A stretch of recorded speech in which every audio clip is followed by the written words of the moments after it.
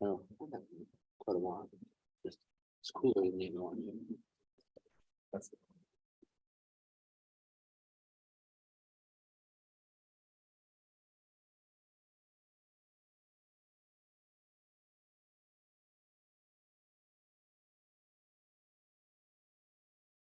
with that last name, serial for longest.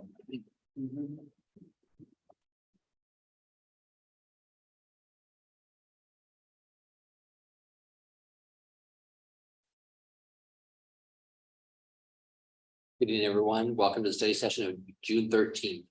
Carrie, will you roll call, please? I will. Mayor Inesco, Here? Deputy Mayor Schmidt, Here. Councilmember McDowell, Present. Councilmember Peterson, Here. Councilmember Gutierrez, Here. Councilmember Sherman, Here. Councilmember Bode. Here. Thank you. Thank you. Community and Economic Development Director Jay Hill has information for us about animal control and shelter options. Thank you, Mr. Mayor and Council. Appreciate being here tonight. For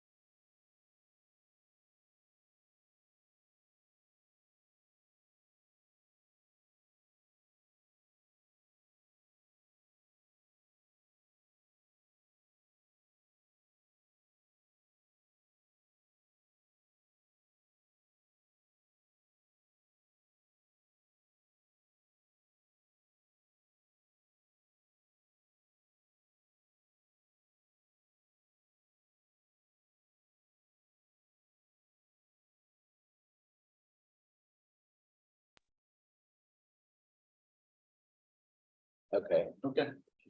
Thank you. Been- Okay, so, should I start? Nope, no. Okay. Everything's true, right? Please continue. The slides are available. So there's no official no kill shelter policy. It's not in our code. There's no council resolutions. I looked at everywhere I could to find if there was something to that effect. And while we've been operating under that, it would be really nice to either have like a resolution or a codified ordinance from the council.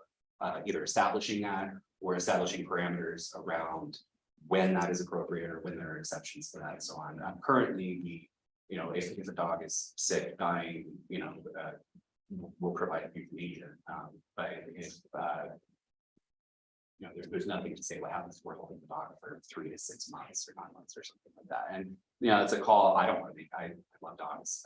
Every time I go there, I want to talk to whoever's sitting there. I want my dog at home, but at the same time, like, we also have to be fiscally responsible. As I'm saying, if the shelter is open with 1 dog or 12 dogs, we have to have somebody there. If there's 0 dogs in there, we don't have to have our nighttime staff come by. We don't have to, but we've been pretty well occupied for quite a time in the last several months. And it's costing us more money because we have some long-term visitors. And so something to consider. I know it's a humane decision, but it's also a fiscal decision. And it's one that I'm glad you folks are here to make. Gee, thanks. That was You're great. welcome. And then the last kind of major question about this is the police impound yard there and the long-term solution for that. So some of our long-term solutions for operations, whether we're farming it out or whether we have people coming borrowing space or having extra access to the building, there's some stuff stored there and access to that, and also the fact that that's sitting in kind of residential area next to a house. I don't know if y'all have been by there at all, but it could go somewhere else and be a little bit more attractive than the neighborhood. But where does it go is also a great question. So then going on to the discussions, so there's kind of some options in front of us here, and then I'll get to kind of suggestions around the options here soon. So we could contract for services out. We could have somebody else come in and do the work for us, run our shelter program, run our animal control program to whatever level of service we desire. I talked with Mason County Humane Society. They ran it past their board. They tried to come up with a proposal, and they were looking at about $100,000, which is not much more than what we're actually paying for it right now. We talked with Mason County. Mason County has some interest in running an animal control program of their own, and possibly using our facility to do it. But they are in very, very, very preliminary discussions, and we need to make a decision probably sooner than they are making decisions at this point. Contract for services in, so we could work with some of these existing organizations, as I mentioned, that we provide shelter space on a contract basis. We mentioned earlier, Mason County Humane Society, they run a foster home program, and sometimes they need holding space for the dogs. Sometimes adopt a pet is at capacity and needs space to hold dogs. And so if we were to have some kind of contract for services where we're essentially holding beds for them, for a nightly fee or some kind of a retainer plus a nightly fee, something like that, we could enter into contracts with these organizations and at least have a little bit more revenue coming back to us. And then the last one is to raise our adoption fees for some of the more adoptable dogs. And looking at the other shelters and adoption agencies in the area, they'll charge way more for puppies, kittens, small dogs, the dogs that are much more adoptable, and then have discounted rates, some even more than what we're charging for older dogs, bigger dogs, senior dogs, so on. So I'm just kind of going to the suggestions next. So we do need someone to do animal control, whether that is more of like a shelter lead technician or an actual animal control officer that's going out and handling these calls and cases throughout the city. Someone needs to handle that and needs to do that directly. I recommend that we also, if we're committed to hiring that person, we know that we'll have the capacity, that we start engaging in contracts for services with Mason County Humane Society and so on, that we have the ability to take animals for them in exchange for revenue. That we revise our adoption fee schedule. Currently, like I said, we charge $100 or $200 per animal, depending on if they're spayed or neutered. A lot of places are charging $500 for puppies under a year. We charge less than that, about $350 for adolescent dogs and $300 for small adult dogs, which are also highly adoptable. Jay, to piggyback on that, we have veterinary fees for all the animals, correct? So we conduct a spay or neuter or something like that, so we have a cost associated. With that adoption fee right off the bat, not just housing the animal, but also those veterinary bills. And we don't have any cat or kitten specific fees, which would be, kittens are a little bit more than an adult cat, but that's also just a recommendation. And then again, as I mentioned, I'm looking for council direction for a policy for the extended housing and care of animals. How long are we going to hold on to that? What are our alternatives if we can, or, and that's a policy direction for the city to make that decision. So that's my formal presentation. I'm happy to answer as many questions as I can. Mark and I have been informed on the budget on this quite a bit. We see other opportunities for additional revenue. We, have a dedicated animal control officer to follow up on yearly licensing and so on. Perhaps we could raise additional revenues that way with the addition of adoption fees and so on. But a lot of it's speculative. It depends on how many dogs are coming. It depends on what kinds of programs we're able to run, and the kind of person we get, whether that's part-time or full-time. So I think the only thing to make clear again is we are considering levels of service throughout the city right now. As we enter into the formulation of the 2024 budget and the consideration of the adoption of a supplemental 2023 budget. This program is not unlike any other service that the city provides and has to be considered on what level of service will be provided now and in the future. So as we make decisions leaving here, not decisions, but we have guidance leaving here tonight to bring forward to you at a later date. These could have ramifications on how we formulate a 2024 budget as well going forward. So we're interested in any and all options discussion tonight. And certainly willing to bring back some more information to you. But we do have a need. Jay is spending time during the day feeding dogs and cleaning kennels. I've mentioned about planning and strategic work that our department directors need to be doing, and that is not part of it. We need to address that in some way, in some manner here in the very near future, because we will fall further and further behind in that strategic planning process. Is there, first question, I guess, is how can we increase the volunteer program, and can we maybe get help to get more volunteers and more involvement in the community? And this is one thing I'm going to disagree with my council member friend Joe. This is one thing I think we can save this year with bake sales and things like that. We're getting everyone involved, the whole community, getting involved to save the dogs. That's a universal thing. Everyone feels like Jay. It's like we all have dogs or very close to family pets, and I think there's a lot of willingness in the community by 99% of the community to step up and volunteer to help. I think that we should go towards that, have a really robust volunteer program. I'm on the side of, I think we should have a full-time dog catcher, and have, and we should be the center because we're in Mason County, we're the city, we're the only city in Mason County. I think we should be the hub. I think we should subcontract out and decrease the costs of it. But I think it should be more robust, and I think that will also ease some of the code enforcement as well, because it's animal control is part of the code enforcement, right? So, I mean, very minimal, but I'm just trying to plot the positives here because I'm trying to make sure that the care and the hours of dedication of all the folks that are volunteering now and that are there, almost, giving up their services for free, that they need support. Those dogs need support. Everyone in the community thinks that this is an important thing that a city should do. And if we're going to be a community, this is something that we should have to keep our citizens and our pets and our families happy and safe. If there were a dog running around community that was, kind of dangerous, what happens now? What's happening now? It's we call the police and maybe they show up, right? So I'm just thinking this is an important service, and it's not just inconvenient. It's not just a convenience thing. This is a serious, very serious issue. I know in some countries there are wild dog problems. It's not necessarily here, but maybe out in the country more and packs and coyotes and whatever, but this is something that we have a control of now, barely, we're holding on.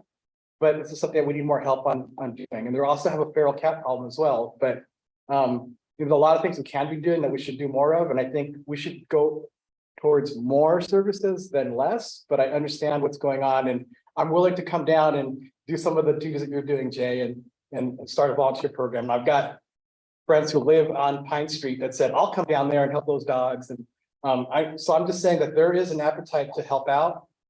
And there is an appetite for, that we should keep supporting at a minimum level and do the best we can to increase the volunteerism for this, for keeping this open.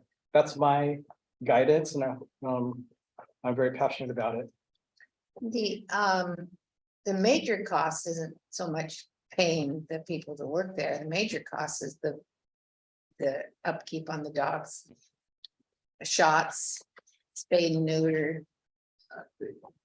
That's all, it's about 60,000 goes to salary and benefits as currently budgeted, and about 20,000 goes to the operation. Okay. kinds of things. All right. So yeah, labor is definitely the major cost. It's almost 200 if we It's almost always the take major the half cost. FTE. Pardon? If we take into account the half FTE, that 120, I mean, almost Okay. 100,000 of that is labor.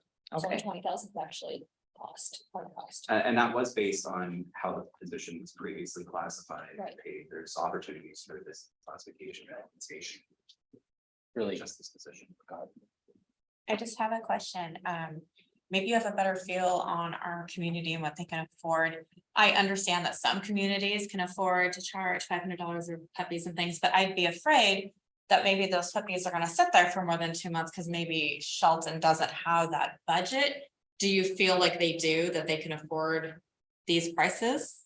Yes, Based on the folks that we've talked to regionally, locally, whatever, even people within the building, when you're talking about just the leadership, I mean, it's hard to find puppies to adopt right now. They're in high demand. People have waited 9 months to find a puppy somewhere. They move faster. I'm just afraid that, if we price them out, then they sit there longer and then you have them longer. So it's like, how do you balance that? $5 on every water bill for everybody in the city. If anybody on the shelter. leave the water alone, Joe. You can't tax it, you can't fee it. So if it's something that the public wants, then the public's gonna pay for it. Or, unfortunately, surplus and deal with the building, because we have another $75,000 things we have to repair on the facility. You said it, Lee's right. 30. 30-ish. New roof, upkeep, everything, and that's ongoing costs, and that's a result of deferring maintenance. What's the because we have cost of the cut- HVAC for that? I don't know if we've got definitive costs. If you do a split unit, you can probably get into that under $10,000, depending on the, the room size and. I did one for 6, so yeah, Pardon me? I did a pretty good size one for 6. Yeah. I do them every day for 2, but Okay. So maybe Jim should do it. like, we can't, we gotta. Yeah, we have minimum wage for safeguards. 30 grand Yeah. for those three items, is insane to me. Well, the roof, the last bid we got was the budget formulation for 2023 for the roof replacement. That was about 14. Yeah, we might have a question from the audience. Not very big building, yeah. Are we taking? No. Study sessions, study session. I'm real big on volunteers. I think volunteer is a big thing in the community. It gets a lot done. For not a lot of money. Can some of those items, some of the, like the HVAC be put out to some of the service clubs to raise some money for something like that? I mean, we raise money for the basketball court. Actually, and there was also Lions Club that led that project, not city staff. So we need to talk about how that happens. Do we have a volunteer coordinator? No. Do we have a fundraiser? No.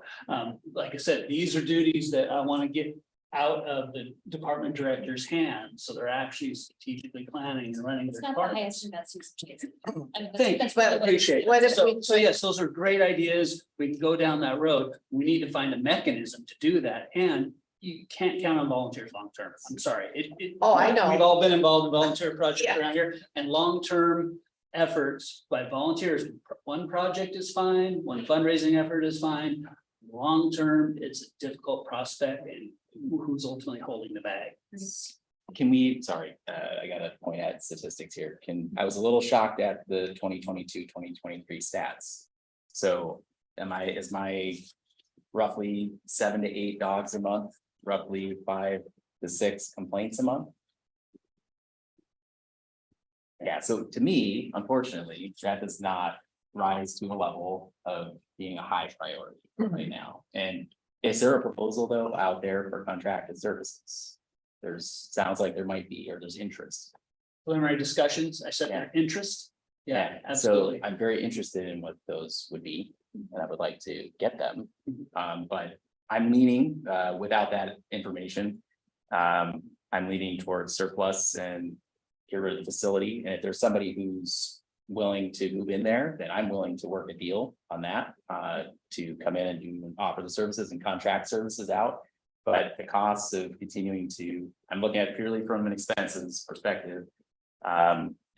Another building without a funding mechanism for it is another thing that we're gonna get caught. And then we're gonna get to a point too, where it's gonna be bad enough that we're gonna have to close it, right? And we're not gonna have, right? So bad, bad long-term planning, however you want to chalk it up, but here's where we are today. Like you said, 30 to 50K or whatever the amount is, but having to be on the hook for that for the long term, I'm not too interested in it, but I am interested in proposals that balance that out. We love to hear it. My question is, what were the numbers before the last year? Because the past few years, people just gave up calling. I want to tell you the truth. People, I talked to Mark about this. Some people are nodding their heads in there. People just gave up calling. So I think if you look back at stats in the past, we're gonna have way more calls and way more stuff that was done. But just right now, the past couple of years, people just gave up. And I'm one of those people, and I had my friends. Well, when there's a dog loose in the community, it's like we all in the community, like, let's go find that dog. And then we all, get on, but we stopped calling. But I think this goes back to, this is not necessarily like a core function of city government, and there are people who have a heart for this and have a passion for this and do well at this. So I'm much more interested in looking at some sort of public-private partnership and exploring those opportunities. I think from a cost perspective, it makes a lot more sense for us. The dogs would get a better level of care. Hopefully we'd have a better adoption rate. As far as the adoption fees go, I think that raising them to that level, I don't think would impact our overall adoption, just based on like, when we got my dog Millie, right? She was a puppy, she was 8 weeks old, we got her to adopt a pet, we paid $450, and that was 4.5 years ago. People who want that dog are gonna get that dog, right? But you're right, there does become that balance for, okay, now we've paid more by having to keep them so much longer. Right. So like, where's the line on that? But you're getting a spayed, neutered, shotted up dog. You're getting Right. hundreds and hundreds of dollars worth Of of value. getting veterinary that. services. And we're not a poor town. So like, people can afford things in Shelton. And I also think that there's an opportunity when we talk about like dog licensing fees, we added the permanent licensing recently. I don't think that's something that we have tapped into. And because quite frankly, it's a cumbersome process right now to get your dog license with the city. And I think that is part of the reason we don't have, people don't know they need to have their dogs licensed, then it's difficult to do. And then we don't have any mechanism, it's not like your tabs where you get an email that says, hey, it's time to renew your license. So I think using community events as an outreach tool on that would be a really easy option. And maybe there's a way we could even have a voluntary, add an initial X amount of dollars to go towards, and whether it's a fund to address the services or whether it's just to offset costs. It's like when you get do your tabs, and do you want to get the Discover Pass? Do you want to add $5 more for the youth program? I don't think we should require people to do that, but I do think there's a function of, if we want this to happen, it has to pencil, and we're not at that place right now. So trying to be creative about how we kind of crowd fund some of that, and look at those public-private partnerships to me makes a lot more sense. Deidre, I'm gonna miss you. I will add about the revenue. So we ran revenue from 19 to 22. The high was in 2019, $6,892 was taken in through licensing, adoption, and impound fees. And so anywhere from 68 down to 2022 is just over 3,000. So that's what's been offsetting our costs at its highest and kind of lowest of the last 4 years. You said we're required by statute to provide some of these services. Which ones were those? We're required to provide them only because we have clear animal control authority. If we were to, and this is like totally, I mean, if we just wanted to hands up and walk away from this particular program, we could remove it from our code as a responsibility and we're not required to provide it. It's required to be provided by counties for the RCW, but I didn't see anything that requires cities specifically to have animal control authority. Now, there's still animal control functions that need to be conducted that would have to be done by police, but we don't have to run the shelter, we don't have to operate it the way we do. Because what would private look like? Because I know that I have come to you guys about private and there's been nothing brought back or talked about from it from there. What, Yeah. because I offered to potentially take over the building and deal with all of that, but it just died. I think the animal control is a separate matter. Can a private entity bring animal control without the proper licensing, insurance requirements? So, and with that, no, they have to be an animal control authority, so only a humane society or a municipal government can do that in the city or joint powers. Just to be clear, they can only do the animal control aspect, such as going out to and fetching an animal, but then it could be dropped to the private shelter. Right, and then private shelters have a different period for stray holds, so it's 30 days instead of 3. So as a private entity, you would, if somebody brought in a stray, you would have to hold it for a whole month before you could adopt it out. You have to make all the reasonable attempts to, you know, locate the owner. It's a very different. Gotcha. Is it possible to do some sort of either RFP or even just a roundtable with our folks that are in this space to talk about what that might look like? Because again, this is not the city's like bread and butter. This is not what we do day in and day out. And it sounds like you guys have done an incredible job of reaching out and doing a lot of the research, but as far as brainstorming about what that looks like and what we're actually asking for, I don't know if we know what that is yet. Is that fair? We haven't been told specifically what we're asking for. It's mostly been, you know, as the discussions I had with Mason County Humane Society, for example, I went and said, hey, if you were to run our shelter and provide animal control for us, how much would that cost? And we told them what it was costing us, and they went and ran their numbers and came back and said, yeah, it's probably gonna be about the same for us. And so so we're not gaining any efficiency. We would be on the contractor services to do that and then lose all of the control. You know, it becomes more difficult for us to manage. And then there's the question, if they're the ones running it, we're paying for the contractor services, do we still collect the adoption revenue? How does that, I'm sure it could all be worked out contractually, but we cede a lot of our ability to maintain the programs in the way we want. As you were just mentioning, if we want to start involving volunteers and soliciting donations and you know, trying to bring community in, if we had handed that off to an entity and paid them to do that, that's their responsibility at that point. It would be, you know, it would be difficult for us to like try to manage all of that programming if it's not our program to manage. If we handed that off. If you handed it off, would they be using the building that's there now? In the discussions that we've had with the Humane Society and with Mason County proper, both have been interested in the facility. It was purpose built for it before. I'm not interested in leasing it. They can have it. Like Yeah. surplus it. Yeah. Sell it for $1, For a whatever dollar. the You can't legal- sell it. It's attached to that whole parcel. You Actually, can figure that I out. think we figured that out. Oh, did you figure that out? Sorry, yeah, Okay. we may- Yeah. That might not have been the case before. I assumed it was under the parcel with the entire shop. That was in Okay. the water utility. But I think Jay found out that it You know, was. it's on a general separate parcel. fund. Yeah. Yeah. So Yeah. That, The ownership of the building, you know, liability attached to that never goes away. Right? I mean, no different than any of our infrastructure, this building, anything, even if you lease it, you still have a liability long term on that. So. but if you sell it Consider. for $1. I mean, it's Or gone. It's whatever the out, negotiation yeah, was. it's out of our hands. Still, As long as the city does not have ownership, correct? right. How many dogs do we impound on the street and people come and get them?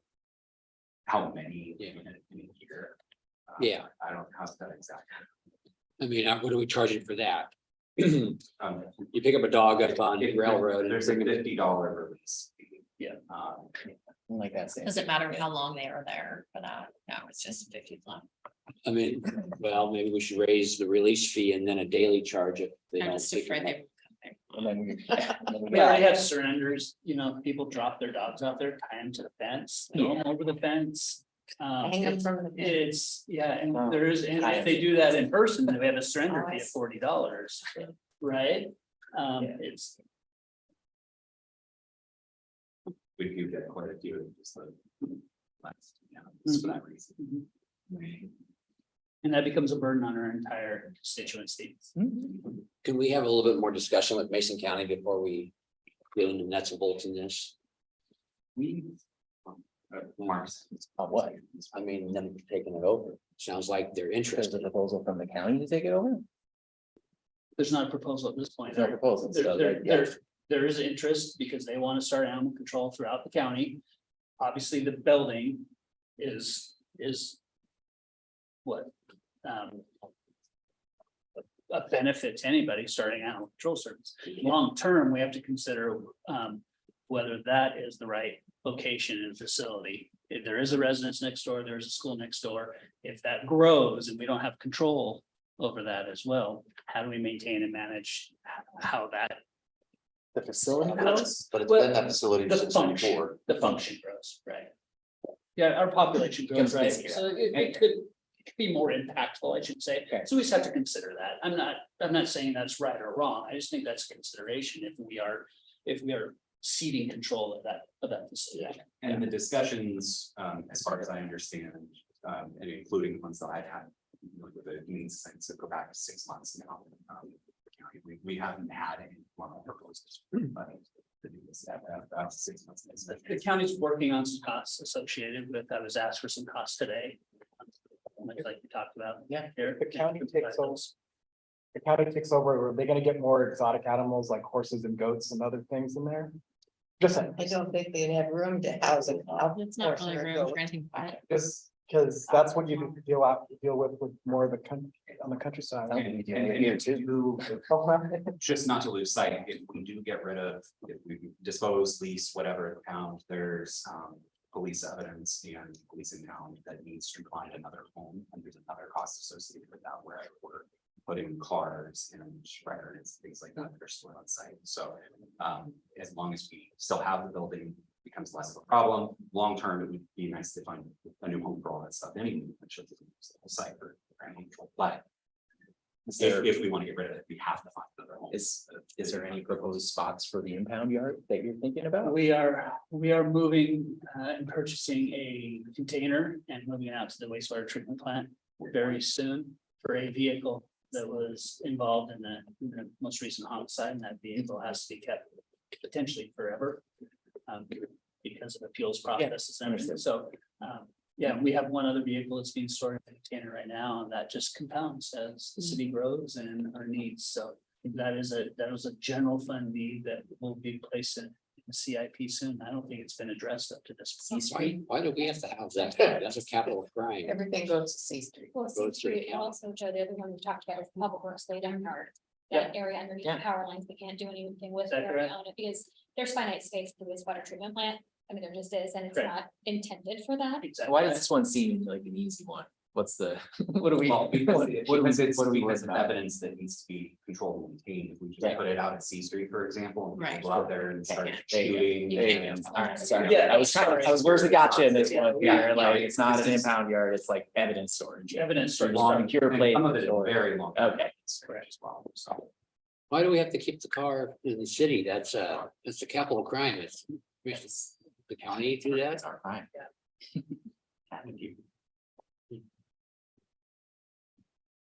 And the county has an impound now, and they're holding it until we have a vessel to maintain that long term.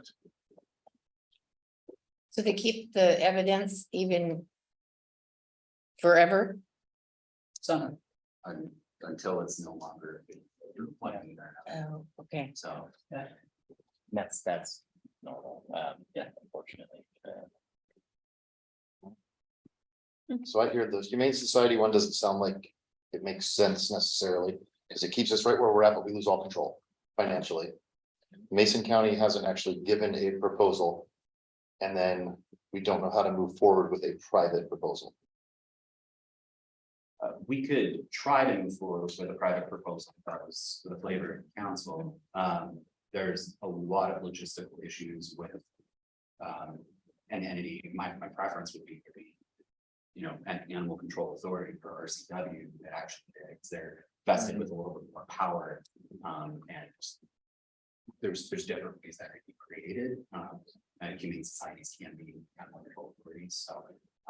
If it was going to be a private entity, that's the best way to go. It could be an absolutely private entity like adopt a pet or whatnot. But then there's a lot more restrictions on how things are handled and whatnot that. They can all be worked out, but some of them could be problematic and legally difficult. The city were handing off a dog and the dog gets adopted out before the 30 days has elapsed, like. City had liability for that, and something comes back at day 29, where's my dog? We literally just had this happen with one of our dogs that he had been at the shelter for quite a while, and out of the blue, we get a call from Tennessee or North Carolina or something saying, hey, I have a dog.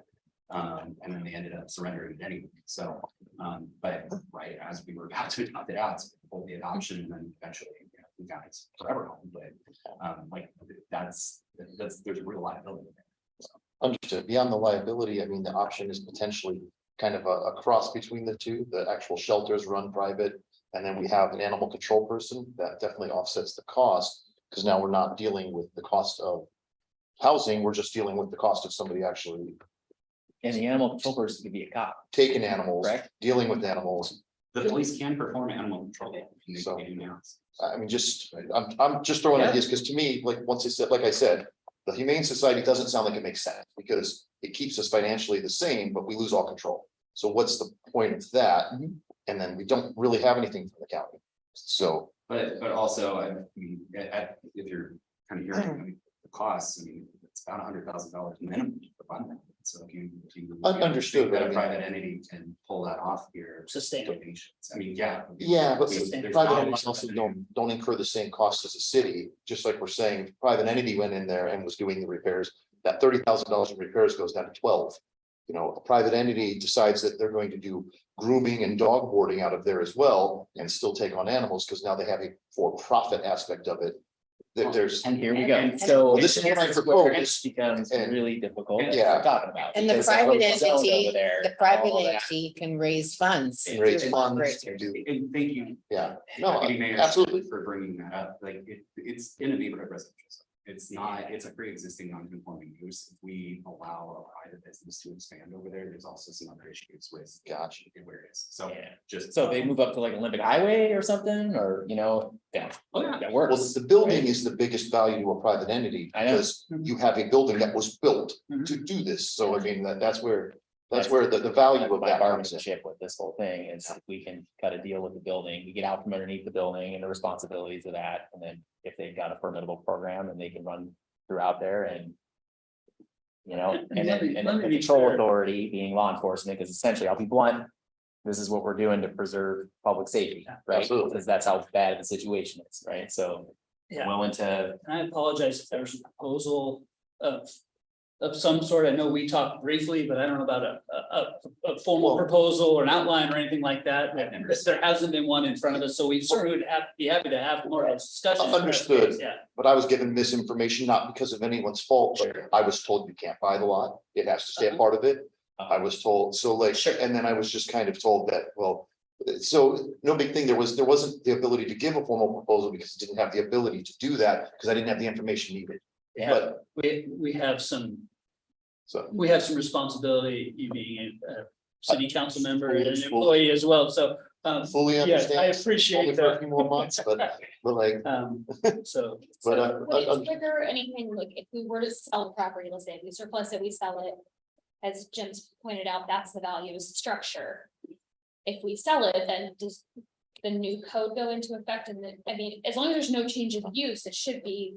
it's just. you not- can't Correct. intensify the use, you can be a legal non-conforming use, but you cannot intensify that use. So if somebody wanted to turn the impound yard into an additional kennel outdoor space and start expanding facilities, having people dropping off dogs for grooming and care and all this other kind of stuff. Outside of the city. Yep, definitely would Okay. trigger all the other. things Totally, that go along totally with that get it. too. Yeah. There'd be frontage improvement requirements, because now you're operating a commercial business, things like that. Oh, I mean, we have, unless it was a registered nonprofit, I mean, like, there's a lot of things to consider, but definitely the non-conforming use space is a matter. can we do a RFPs, request for proposal to see if anybody's interested in taking it over? At this point, we could use our police to pick up the animals and then have a private person run the shelter at their, their expense, their fees, whatever they want to charge, that's, for that, I mean, at this point, the cops could pick up the animals and then take them to the shelter and somebody else runs that shelter. We, if you can say to direct to that, we started talking about that in January, February earlier this year. And so I started reaching out to different entities to see if they would propose and what they would propose and whatnot, because you can craft an RFP. Hearing what other people have as feelings for the services they can provide, and if they can do it for a certain amount, like, is the building necessary, or can you do it without the building? Could they put this up in Belfair, if you just sell the building entirely for, so they knock it down and turn it into a house, whatever, like, we looked at a lot of different options, talking to different people to see who had the capacity to bring this on. And that's where we ended up. So we could issue an RFP and see who's out there. Maybe we'll get, someone that we haven't talked to. But every RFP I've ever flown, I've had a short list of people that I reached out to that I knew were already interested in something. Because that's usually where you're going to flies, but I guess willing to do an Interested parties have probably already expressed interest at this point, but But this wouldn't be technically an RFP, because we don't have the idea of what we want the program to look like. We're asking for, pitch us a program. Animal control program, right? So it's not an RFP. Well, it's a request for proposal for animal shelter and animal control services. And so they can say, we would like to do this for, sell us the building for $1 and we'll, for $100,000, we'll do all their animal control and take care of all their animals. And so it's a proposal for the operation. Well, I'm not thinking we pay them. I'm thinking that they charge the fees for the adoption. They charge the fees for the pickups and the releases and all that stuff that we just bring in the dogs to them, to a private. And that's where I worry about that getting out of control. That's a control piece that we worrisome. And also, as I know private industry and nonprofits can do it for a little less money than we can, but not for the volumes and the revenues that we're talking versus the actual cost of operating. Well, that's what I'm saying. This is not a They would profitable do, venture. what I'm saying, it'd be like a business plan. They would have a business plan of what works for them, if they think they can actually do it. And, so. If animal control is under the police department, will levies cover animal control? PD Like is if we fully get- funded out of general fund at this point, Oh, and the public safety sales. public safety safe tax be used for this. Yeah. But again, I go back to your numbers. Yeah, okay. So it's 5 complaints a month. 7 dogs a month. Roughly. But we're still gonna have, Ah, but we're still gonna have to, no matter what, pick up dangerous dogs. If we have a dog that's. What I'm saying. That's all chasing part of it. Isn't kids that all down part the of that street, we have to take. number? Take that dog. So regardless, we're gonna have to do something with dangerous animals, That service will need to be provided in the city, right? no matter what. And that's a first responder, law enforcement kind of a call, right?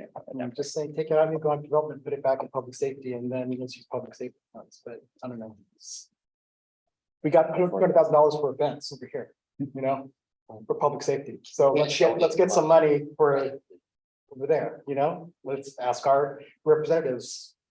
But Go to did the you state say, and get James? some money like they did for the police department.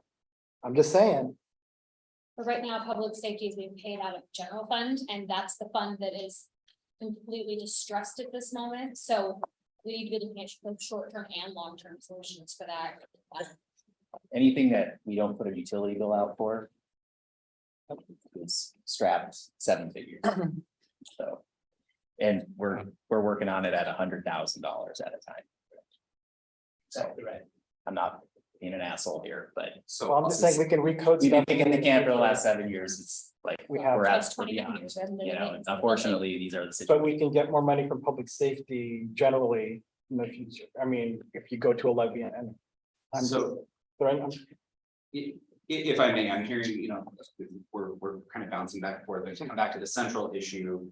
If we retain animal control services, then there's other things we need to talk about, the fee schedule, the housing care of animals. If we're not gonna keep that, we don't need to.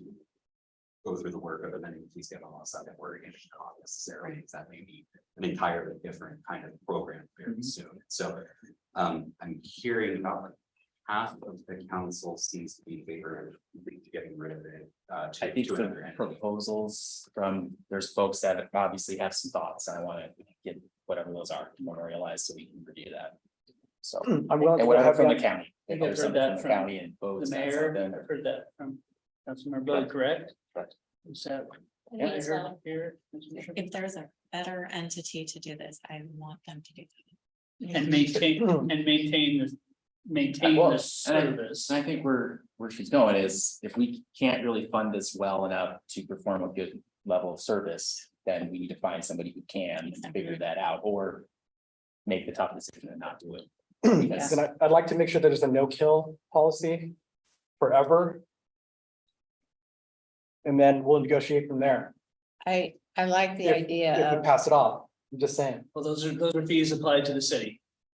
Yeah. Right, if we take a dog to a shelter that's run by a private organization, most likely. And I that probably just hurt the organization's chances gonna- of us keeping that it, but I'd organization like is to gonna- make sure the yeah. organization has a no-kill policy. Understood, that organization's gonna charge the city, right, for services. I'm saying if we're gonna let it go, there's a price to pay. If we're gonna, I think this is an essential city service. Okay. Yeah, understood. Yeah, we just need to develop a cost associated with those animals that are in, and maybe there isn't, maybe we get an RFP that says, hey, we'll absorb all those costs for any animal that's That's what I'm collected in the saying. city, great, but.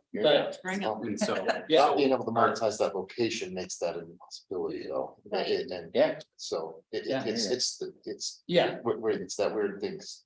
But like I said, the whole value of that building, to me, is the fact that it's a turnkey building. That can utilize that, but not being able to expand into that yard, not being able to actually generate revenue other than. Through the minuscule fees that you're gonna get, because even at those, I mean.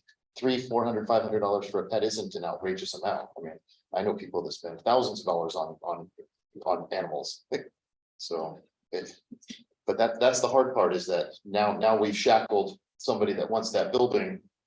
Of course, because of zoning and things, not because of choice, but well, and I mean, the adjacent uses too, it's a, predominantly residential neighborhood, we do have a shop there at the end. And we're I guess how you look at it. our long-term plans are to move out, right? We don't wanna be down there anymore. We're already Absolutely. telling the public, get out of there, right? we're facing the Yeah, same we're issue. explaining all the geotechnical issues and blah, blah, blah, and, so, Yeah. yeah, I mean. Again, I would love to hear what's out there in terms of ideas on this, purely looking at this from the economics, it does not make sense to continue to do this. It just doesn't pencil, and putting this above other public safety needs is very difficult for me to weigh out right now, so. So back to proposal, 1 second. I think I'm hearing the consensus, at least if not Yep. unanimous. Yeah. Direction Yeah. at least that we. handing it off to someone. That we, well, we want to seek proposals, Right. right? seek And then proposals. we have an option. Yeah. You know, we Right. have options to provide to the council for further consideration at that point. In the interim, I wouldn't mind raising some of these fees. Just in the interim, so in case, we're still gonna be providing the service, we still have. We're still feeding dogs, we're still going to the vet, so in the interim, until we figure out a long-term solution, I wouldn't mind if we look at the fee schedule or we raise the fee, so. And in interim, also, just like you said, maybe we can get more volunteers in the meantime while we're pushing this ball down the road. In a perfect world, let's say that we put out the RFP tomorrow and we find the perfect proposal next month and we vote on it and we move forward. The likelihood of that going into effect anything before the beginning of the calendar year is, I would say, fairly non-existent, right? So are we looking at hiring a half-time person through the end of the year that's going to be volunteer coordinator / shelter tech? Like, what does that look like? Because in interim, we still have a responsibility to provide those services. And I think there is a huge opportunity to, rally volunteers and other resources, but there needs to be someone that city staff is dedicating to that project, to that program. And that is not Jay. I mean, Jay, you're a fabulous person, but that is not what you were hired to do. And so looking at what our through the calendar year plan looks like is kind of, for me, the next question. We talked about that, and that's exactly what we would need to do. We need to put some more resources at this to maintain any service level, whether there's 2 dogs in there, as Jay mentioned, or 10. We have to be there certain hours a day. We have work that has to be done. We have adoption services that we have to coordinate, Pet licensing. licensing and all of those things that really are kind of dropping off right now. So we need to perform those, but we need to set up our timeline here with a reasonable goal of bringing this to resolution. And it sounds like maybe the council would be amenable to having the RFPs designed to have a start date of like January 1st or January 2nd, whatever. 2024. They can start. Yeah, I'd love them to start at a time. but like- Well, Understood. We know. If my effort is to prepare like schedule updates and things like that, or my effort is to, I mean, I'm supposed to start a comp plan here very Yeah. soon. I want to really highlight the importance of where we need Jay's skill set. Thank And you. Yeah. there's a lot of federal funds at stake that would very much help us dig out of some long-term economic distress and like, and we need our talented staff on that, and very much so, So We also need to plan. We also need to plan appropriately. If we are hiring somebody, it's hard to hire somebody and tell them they might not have a job in 2 weeks or 3 weeks or a month, right? Yeah. We need to give a reasonable horizon on what the timeline is here. Well, and also, Mark, if you hire someone, you've got people that are getting laid off. Here, Well, we have I a mean, budget, we have an impact to the general fund to do that. We are budgeted this year. We didn't eliminate that in the supplemental budget, the 2023 supplemental budget. We didn't eliminate that because we didn't have a decision. We've had a little bit of savings over the course of the last few weeks. Basically for not having these positions filled, we've had to increase those part-time employees a bit, so that's offset as well. So this will be an impact in 2024 at this point, yes. If you don't realize any savings in 23, it means more reductions in 24 at this point. we mentioned back, we were talking a few minutes ago about.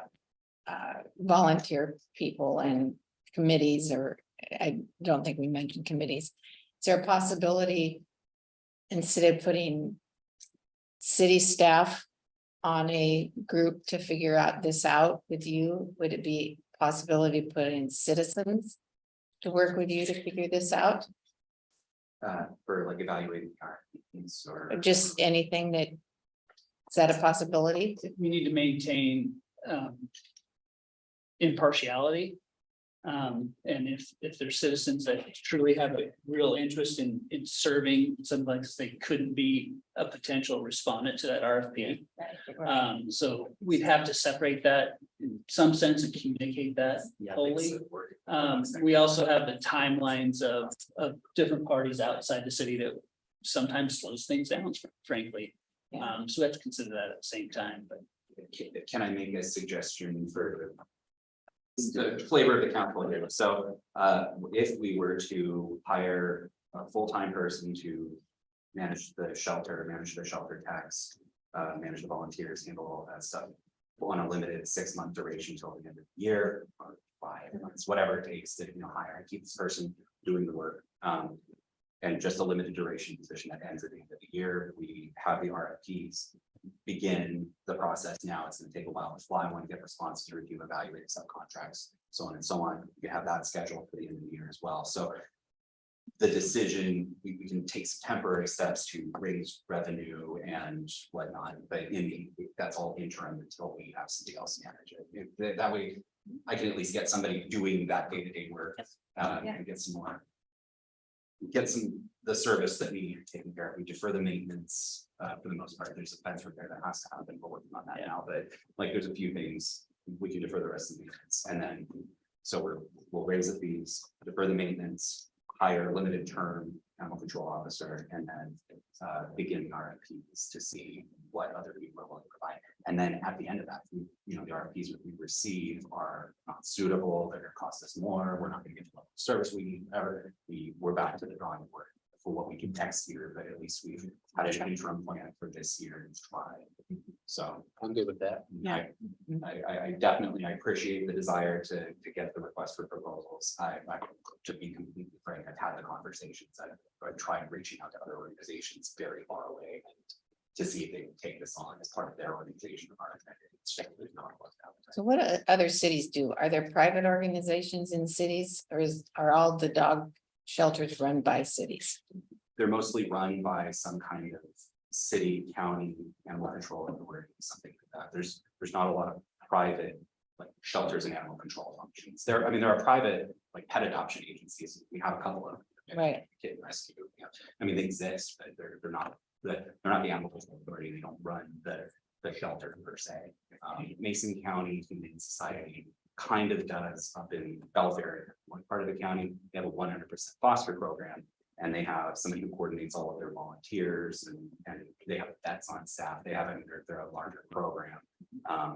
And you know, so everybody does it a little differently, but and like in Olympia, it's joint animal services between the cities over there. So they combined to do that. And something like that here would make a lot of sense. It's, you know, it's just us in the county.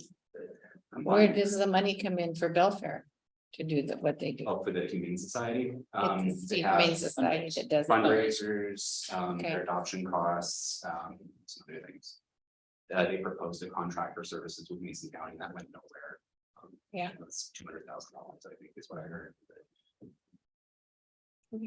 I guess I just keep coming back to, you know, Eric and I know Deidre as well, but you know, we sat, listened to preliminary information shared from the Financial Sustainability Task Force. And by 2030, the city is out of money in the general fund, right?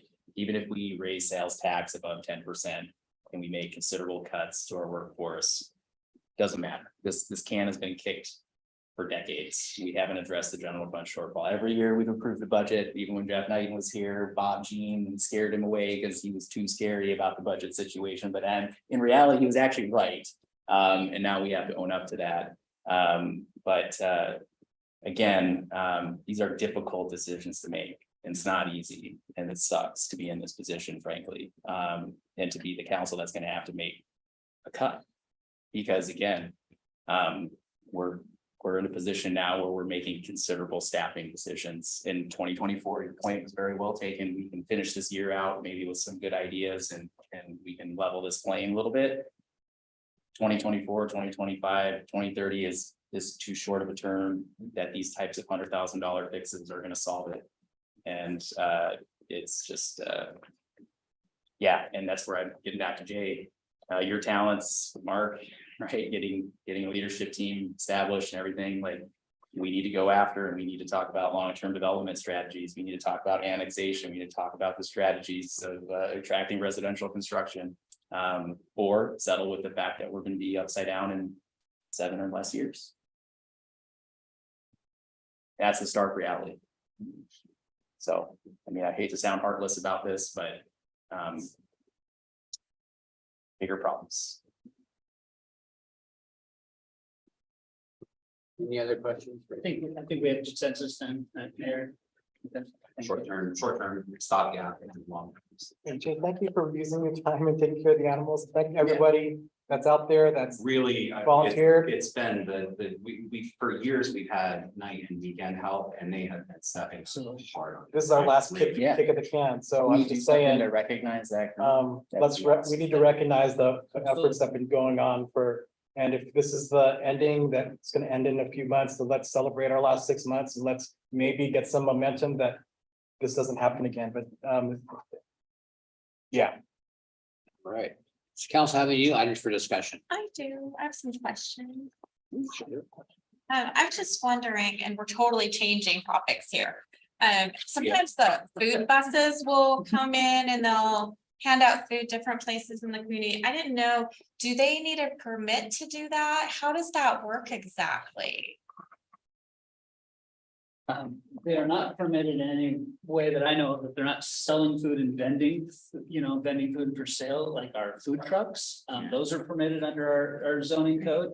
But a social service type activity, Right. as far as I know. Like the one that, out at the Y parking lot occasionally is out here. Sometimes it's up at Fred Meyer parking or up there at that parking. There's Yeah. a couple Yeah, different there's- ones and they're different places. They're like Bank of America up there by Dollar Tree, Yeah, right. sometimes. Right. Over the mill shed lot. Yeah, they're all over and I just don't know if there's any rules or regulations or if there are permits or anything. Do they have food handlers permits? Do they have to get a permit to do that? They're not Because- serving hot food, they're just, they're. They're handing out bread and No, there's no. bags I've of seen a little potatoes. bit of both. I've seen them give packaged food items, like looks like maybe there's soup Yeah. or something in it. And I've also seen them hand out loaves of bread. Mm. And I'm just curious if we have any rules or regulations on that, if they require permits, do they get permission from the property owners?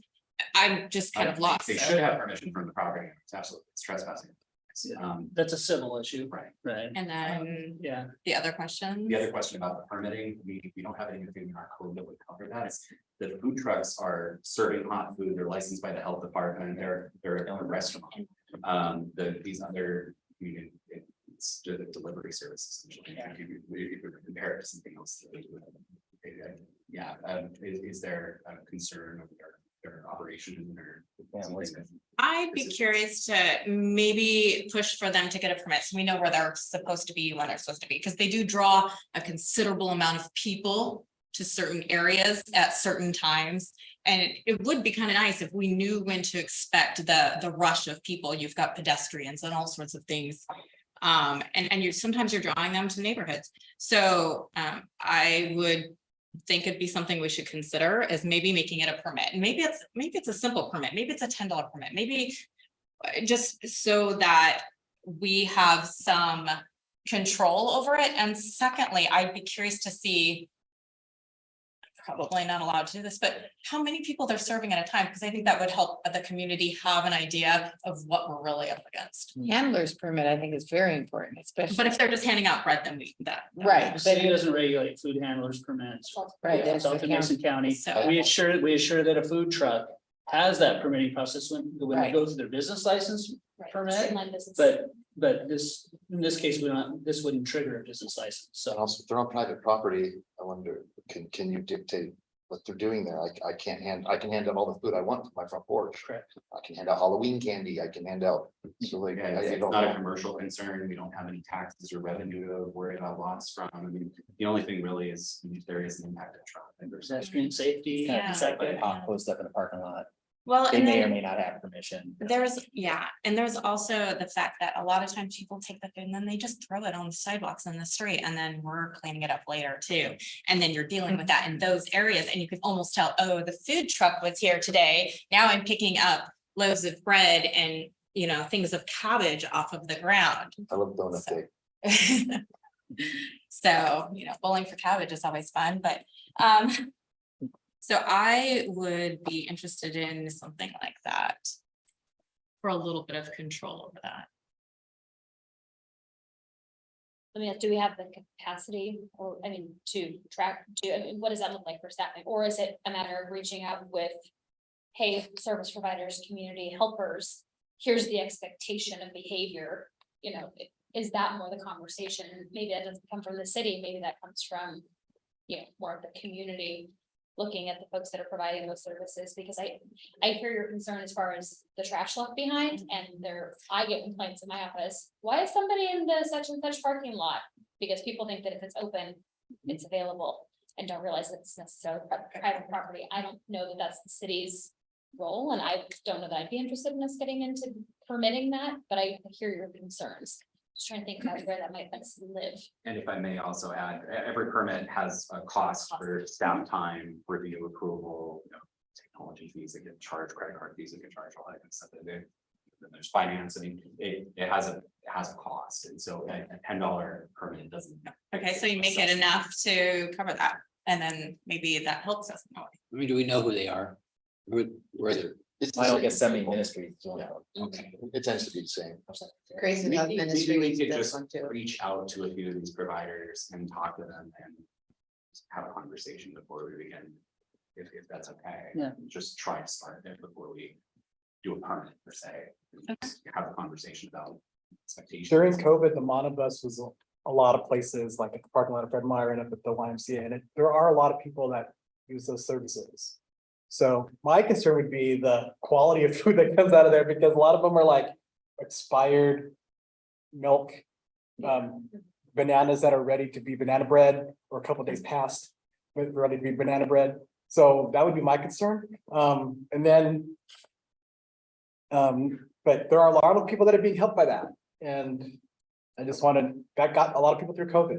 So I don't know how much regulation we need for someone like Councilor Vogt said, like, it's my private property, I'm giving away food. I don't know So how much we can have, how much can we? more than need, because it's getting into an odd area. And Not then sure we're why probably they're talking not. about a nonprofit handing out food, like, We can maybe zone a place where there's a giveaway place spot. I don't know. I'm not sure why they're not working with the food bank. Yeah. Why they're double. Wait a minute. Yeah, Let me not say that first. I mean, that'd be considered a social service, probably the best description, maybe within our zoning code, which is allowed almost anywhere. yeah. Outside the NR office, if I remember right. We can't. Yeah, you can't refine your code so much, right? Well, certain circumstances and certain uses. right? There's hard perception with that move as well. Yeah. Like, And if we start Well, the charging, perception is we're targeting nonprofits that are helping. that are distributing People who are- food to people in right. need, so I mean, We're regulating them out of business. is the Yes. Perception. Well, let's take that up to the 10,000 foot level. We're talking about what we have capacity as a city to do right now, what our level of service is on all of these programs. So I don't know, introducing new things. If we can find an alternative to address those issues. And I think to Sharon's point, there are some things to be worked through that hopefully that's something that we can And- resolve in some other way without us having to create more. I agree with the starts of the conversation. Yeah, I just didn't know if there was anything. I'll reach out to the providers and just Fair express that question. there's been some concern And I- and see. if- Traffic and pedestrian safety, and then if they're able to provide, our food trucks require them to have a garbage can. Mhm. Right? Yeah. Maybe it's Yeah. something like a garbage can on site, or you patrol within a certain area, or, we have a cooperative conversation That would be about how fine. that could, Yeah. how that could benefit, be mutually beneficial. Frankly, I don't think they actually have permission from the property owners to be there. Often they do not. So. Yeah. That may resolve itself if that's the issue. I don't think they actually have permission. But that comes down to now, we've got to get a hold of that property owner to make sure that they're not okay with it, I know at least one of them that. yeah. Yeah, okay. In the BOA, the properties for sale right now, it's up for auction. I would think that if I owned a piece of property, unless I lived out of town or in another state, couldn't keep an eye on it, but if I owned a piece of property. I would think I would know if there was a vehicle sitting on my property without. But a lot of them permission. don't live here, they just own the Right. property. Yeah, That'd be nice if we had a lot of property owners that were more engaged with their properties they own in yeah, our community, right? That isn't always the case, and sometimes that takes some enforcement, the code enforcement officer that would address those in certain instances. And you're looking at it right now. Yeah, I think that's one of those days. that's right. Are we moving on from that one? All right. Is that it, Sharon? Is that consensus of the council? We'll reach out, we'll Yeah. perform some outreach, provide some guidance, if you will, Yeah, about some of the concerns raised. Remind them about trespassing Yeah. issues and Yeah. property. maybe they can just work with the food bank. We've already got a Yeah. food bank downtown. I don't know why they just don't. Everybody doesn't always play well together, though. Finding that out in the Yeah. nonprofit. Yes, it's a bunch of people going for the same money, Exactly. so it's a competitive field. Mutually. I did have a comment about proclamations. I guess I didn't fully understand the way that we work proclamations. Because we didn't really ever talk about it. I understand that it was on our schedule for quite some time. I 100% missed it. But just. Could it be explained to me exactly how they work? That's just the 2-second overview. I don't know if I can quote verbatim the council protocol manual, but essentially, staff puts forward agenda items, including proclamations, and then it is reviewed by the committee, which is city clerk, city manager. Then we review it with the mayor prior to the meetings. Proclamations, I have directed the clerk to carry over proclamations on the looking ahead that were previous proclamations from the year before. Okay. So they don't, much like most agenda items, they're not, unless you are asking specifically for a briefing. Okay. We're not specifically talking about those agenda items. You're seeing those on the looking ahead and then at the briefing or the agenda, the Okay. meeting that they occur. So Okay. we can certainly add those to a discussion point of some sort, or I can be more specific on the looking ahead. You know. at a And I meeting. take full accountability Yeah, for my lack of looking at that. It was 100% my fault.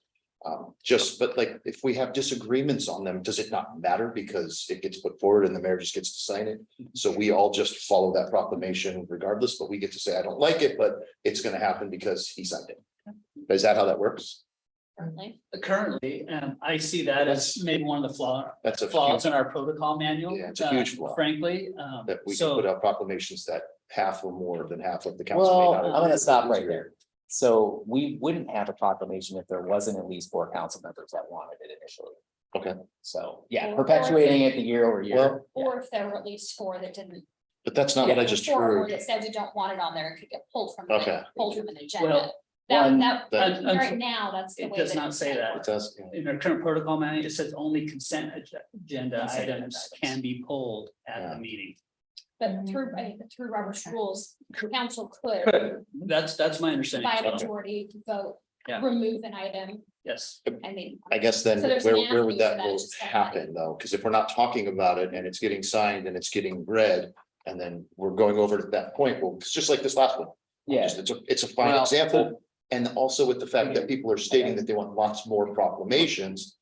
I think it's worth the discussion just because, Well, we have live briefings, Jeff, Joe, Kathy and Miguel, we all are on live briefings, and if he had 4 of us. Oh, and Sharon, so 5 of us, if he asked us, and if you want this proclamation, and we said no, at least 4 of us. Then it wouldn't be on the agenda. okay, yeah, I mean, we were doing our regular, we do our regular briefings, city manager would ask, this has been proposed, what do you think about it? Yeah, we debate that offline, you know what I mean, the language or whatever it needs to be, or we're not doing it at all. And then this is just a situation where it perpetuates year over year, just because we did it last year, similar to other proclamations, it's like we usually don't rescind. That hasn't happened yet, so, not that it can't, it's just happened, so. I just want to make it clear that Eric is not making the decision No. by himself with Mark, kind of thing, that. I wanna make- understood, just getting a little deeper in it, because look, I recognize I'm not as involved as most of you. I'm wildly mediocre at this job. And I'm content with that, it's why I'm a 1-year rep, but it's just, it felt a little odd, just the way that it went. And, like I said, I recognize too, I didn't find it and see it, so I wasn't able to come and say my piece ahead of time. I did it just in real time Yeah. and. and I have had some questions from folks about introducing new proclamations and what that might look like, and if we have some sort of processes right now, to my understanding, please correct me if I'm wrong. Any member of the public can forward something to the city council via the city clerk and the city manager for consideration. So like I know we've done, proclamation for Sheldon Kiwanis 100-year anniversary and different, different things throughout. Yeah. But just that might be something to clarify. Yeah. What does that process look like for new? And I understand why we have gotten in a pattern of bringing things forward, because there's nothing worse than being like, oh shoot, we should have had that on there. Because it's something that the city is recognizing on an annual basis, and a lot of times things like, Shellfish Month leading up to Oyster Fest, it's ceremonial in nature, and so maybe clarifying some of that so the public understands the process and doesn't have to be complicated. Yeah. Right, let's keep it Sure. simple. The child abuse Mhm. awareness month. That came to me. Yeah, came to basically all of us, and I think what we did is we forwarded it to you and said, yeah, we're supportive of this and we'd like to do a proclamation. Yep. I mean, that's all I did when I got it. I was like, yeah, I read it. It seems like it aligned with our council goals, and I figured it wouldn't be controversial with anybody, and I just said, I'm good with this if you wanted to take it forward, and it sounded like you got a majority, so, or I don't know if it was you or Jennifer. Yeah, I think it was, Sorry. And, and as far as process, that's fine with me, as long as we have, you know, the consensus of move forward, not move forward. We can pull the agenda items at the beginning of the meeting. The mayor asked if there's any changes to the agenda, and it could be done at that point. Certainly, we want to have that discussion in advance to make sure we don't get to that point.